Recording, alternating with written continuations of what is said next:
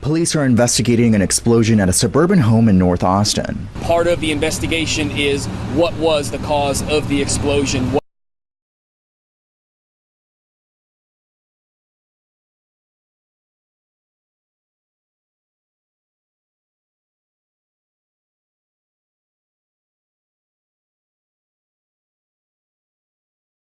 What type of a device may it have been? For neighbors, this is nothing short of stunning. It seemed like a very friendly, safe neighborhood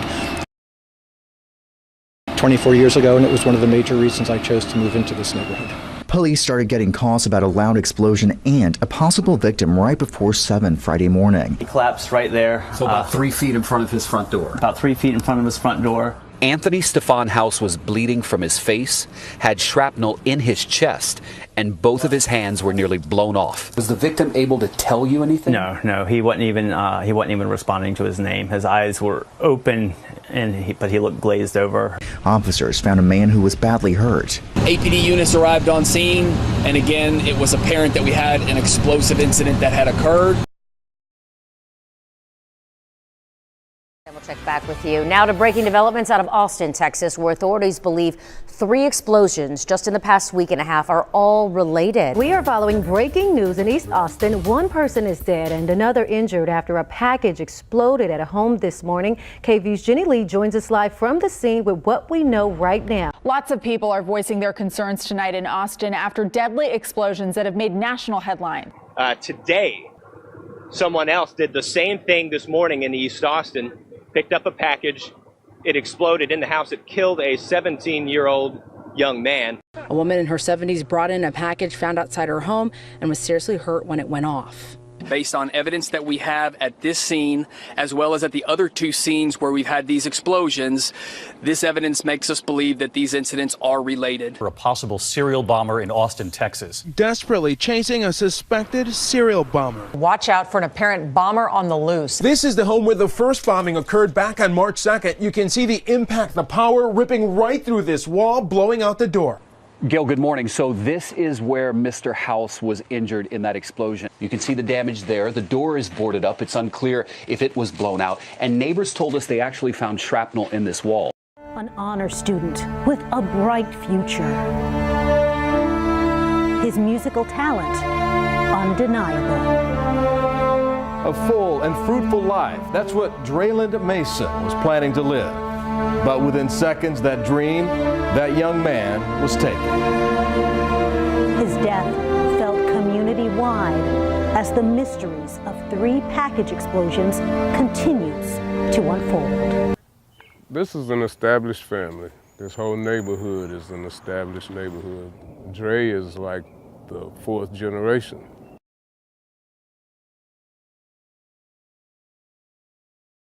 Neighbors, this is nothing short of stunning. It seemed like a very friendly, safe neighborhood 24 years ago, and it was one of the major reasons I chose to move into this neighborhood.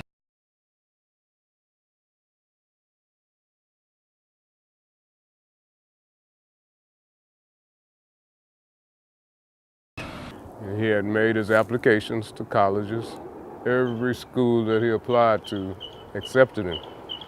And he had decided that he wanted to go to Howard. This is me here, and all of my black belts are listed here, and you see Drayland's name right here, Drayland Mason. Williams was Mason's martial arts teacher for more than 10 years. Charismatic kid, full of energy and bubbly and ready to learn. He says the news of Mason's death was a shock. Right now you can tell I'm still full with emotions. He was one of the kids that I could call my own.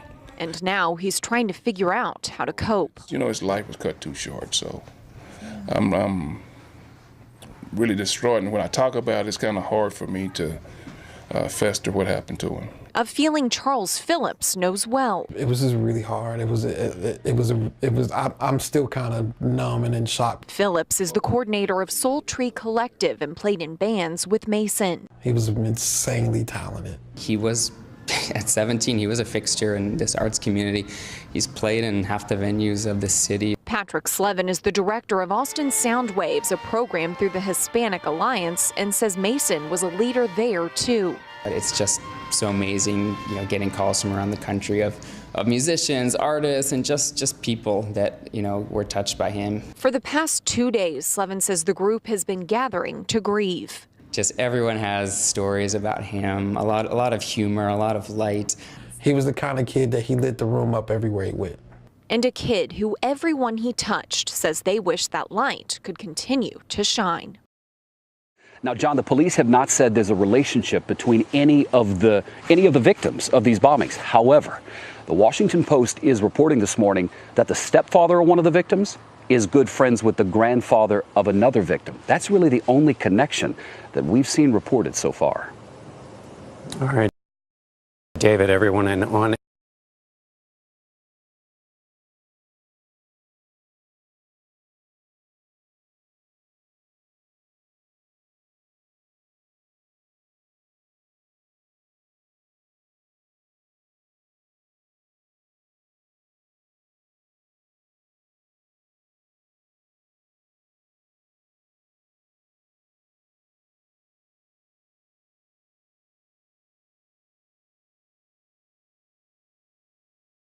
It's the question everyone's asking. Are you randomly picking people, or do you have a vendetta against them, or what is it? Friends of the Mason family trying to make sense of the package bombs left on 3 different porches.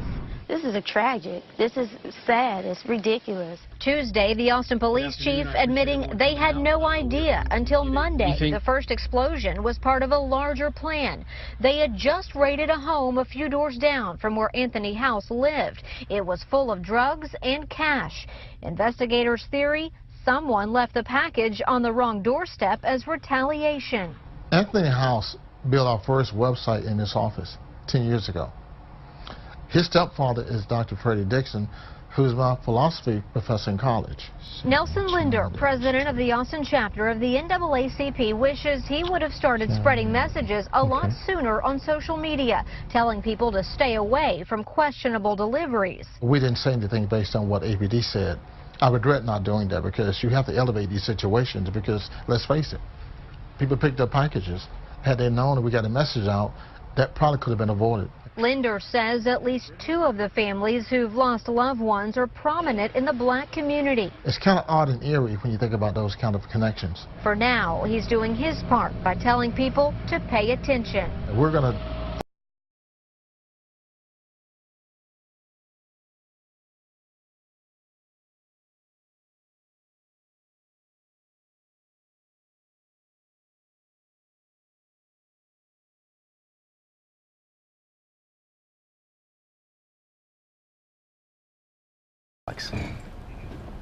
Hey, good morning, George. Federal investigators have been here through the night. Authorities say these packages were not delivered by mail, but instead left there by a suspect they are now desperately trying to track down. And from what I'm told, predominantly Hispanic are telling me they are completely in shock and just scared, saying this could have happened to anyone here in this neighborhood.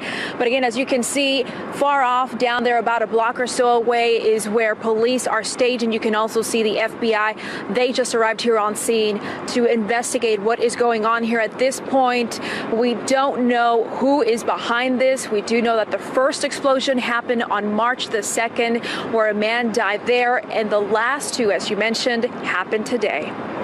Myra, thank you for the update from there. In the family of the kid, because his life was just beginning. The FBI has been around there, but I said maybe they're gathering all the evidence, and we're not there hands-on, so we really don't know. We know that the 2 people who were killed in these bombings, 17-year-old Draylon Mason and 39-year-old Anthony House, do have a connection through their families. And the local NAACP branch says this is not a coincidence. Joining me now is Nelson Linder, the president of the Austin NAACP. Mr. Linder, thank you very much for being here, and our sympathies to your community, because I know that you are grieving tonight. The doctor, Dr. Mason, he and Freddie Dixon are friends, so the families know each other way back from a business standpoint and a civil rights standpoint in this community. They were very prominent people. So Draylon Mason, the kid who was killed, those families know each other very well, and that's the primary connection, is that they know each other.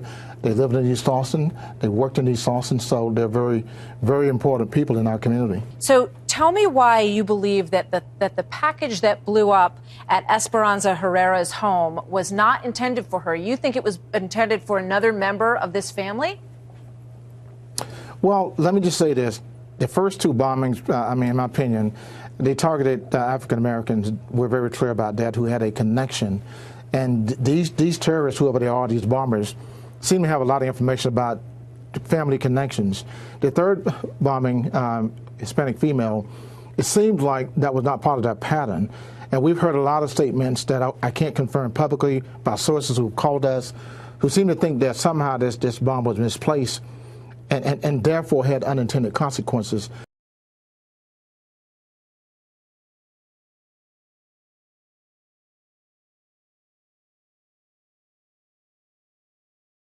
Devices also had some sort of a safety switch, meaning the bomber could handle the packages without detonating them.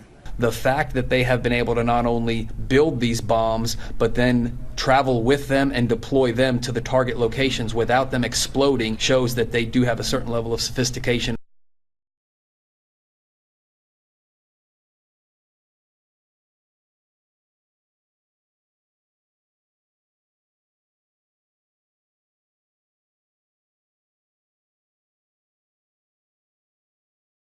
Oh, Bill, right now, police in Austin briefing reporters on the investigation. So far, police say there is no obvious family connections or other ties between the three victims. Now, when it comes to a motive, there are two theories being investigated. One is that the explosions were racially motivated. All three victims are minorities, two of them African Americans, the other Latino. The other theory is that the explosions are somehow drug-related.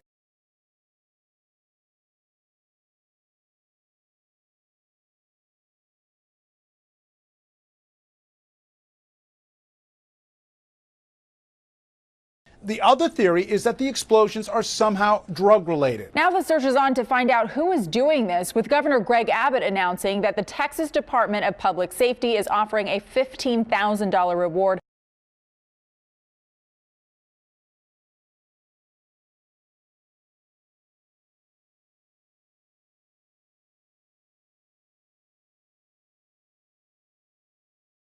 Governor Greg Abbott announcing that the Texas Department of Public Safety is offering a $15,000 reward. The reward for any information leading to an arrest in this case, now up to $65,000.